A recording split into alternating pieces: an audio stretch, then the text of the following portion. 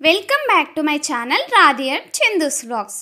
ఈరోజు మన వీడియోలో వంకాయ పచ్చి చేపల కూరని ఎక్కువ స్పైసెస్ ఏమీ లేకుండా మినిమల్ మసాలాలతో ఫస్ట్ టైం చేసినా సరే సూపర్ యమ్మీగా ఎలా చేయాలో చూసేద్దాం రండి. నేను 1 kg చేపని ఇలా ముక్కలుగా కట్ చేయించుకొని తీసుకుంటున్నాను. మీరు ఎప్పుడైనా సరే మోస్ట్లీ ఫ్రెష్గా ఉన్న చేపలనే తెచ్చుకోండి. ఈ ఫ్రెష్ చేపలతో నుండి అయితే మంచిగా ఆయిల్ రిలీజ్ అయ్యి ఫిష్ కర్రీ చాలా బాగుంటుంది. ఇలా చేప ముక్కల్ని తెచ్చుకున్న తర్వాత ఉప్పు, పసుపు, లెమన్ జ్యూస్ వేసి ఇలా ముక్కలకి బాగా పట్టేలాగా రుద్ది 2-3 సార్లు కడిగి తీసుకున్నామంటే చేపలు నీచు వాసన రాకుండా ఉంటాయి. తర్వాత ఈ చేపల్ని పక్కన పెట్టేసి మసాలాలు ప్రిపేర్ చేసుకోవాలి. మసాలాల కోసం ముందుగా 3 టొమాటోస్ని తీసుకుని ఇలా మెత్తగా పేస్ట్ చేసి పక్కన పెట్టుకోవాలి. తర్వాత 3 ఎర్రగడ్డల్ని కూడా మెత్తగా పేస్ట్ చేసుకొని తీసుకోవాలి. అలాగే ఒక పిడికెడు కొబ్బరి ముక్కల్ని కూడా కొద్దిగా వాటర్ని యాడ్ చేసుకుని ఇలా మెత్తగా పేస్ట్ చేసి పక్కన పెట్టుకోవాలి. తర్వాత నానబెట్టిన చింతపండుని కూడా ఇలా గుజ్జు తీసి పక్కన పెట్టుకోవాలి. ఇప్పుడు ఒక ప్యాన్లోకి 1 టేబుల్ స్పూన్ ఆవాలు, 1 టీ స్పూన్ మెంతులు వేసి లో ఫ్లేమ్లోనే ఇలా చిటపటమనేదాకా ఫ్రై చేసుకుని చల్లారాక ఇలా మెత్తగా పౌడర్ చేసుకొని తీసుకోవాలి. ఈ మసాలాలన్నీ ప్రిపేర్ చేసుకొని పెట్టుకున్నామంటే 15 మినిట్స్లోనే కర్రీ రెడీ అయిపోతుంది.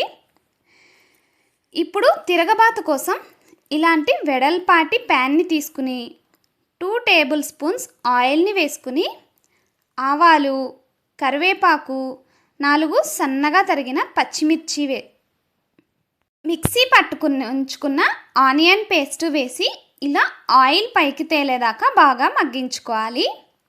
తర్వాత 1 టేబుల్ స్పూన్ అల్లం వెల్లుల్లి పేస్ట్, మనం మిక్సీ పట్టుకున్న కొబ్బరి పేస్ట్, అలాగే టొమాటో పేస్ట్ని కూడా వేసుకొని మూత పెట్టి ఇలా బాగా ఫ్రై చేసుకున్న తర్వాత లేతగా ఉన్న చిన్న చిన్న వంకాయలను ఇలా నిలువుగా 4 ముక్కలుగా కట్ చేసుకొని వేసుకోవాలి. తర్వాత ఇందులోకి ఉప్పు, పసుపు, 1/2 టేబుల్ స్పూన్ ధనియాల పొడి, 1 టేబుల్ స్పూన్ కారంని వేసుకుని మసాలాలన్నీ పచ్చివాసన పోయేదాకా ఫ్రై చేసుకున్న తర్వాత మనం కలిపి పెట్టుకున్న చింతపండు గుజ్జుని కూడా వేసుకుని ఒకసారి బాగా కలిపి మూత పెట్టి 2-3 నిమిషాలు ఇలా ఆయిల్ పైకి తేలేదాకా మగ్గించుకోవాలి. తర్వాత మనం క్లీన్ చేసి పెట్టుకున్న చేప ముక్కల్ని ఒకదాని మీద ఒకటి వేసేయకుండా ఇలా ప్యాన్ మొత్తం పరుచుకోవాలి. తర్వాత ముక్కల్ని ఎక్కువగా కలిపేయకుండా జస్ట్ ఇలా టర్న్ చేసుకుని ఇంకో 2 మినిట్స్ ఫ్రై చేసుకున్న తర్వాత 500 ml వాటర్ని కూడా యాడ్ చేసుకుని గరిట పెట్టకుండా ఇలా పెనంని తిప్పుకొని కలుపుకొని హై ఫ్లేమ్లోనే కర్రీని ఇలా ఉడికించుకోవాలి.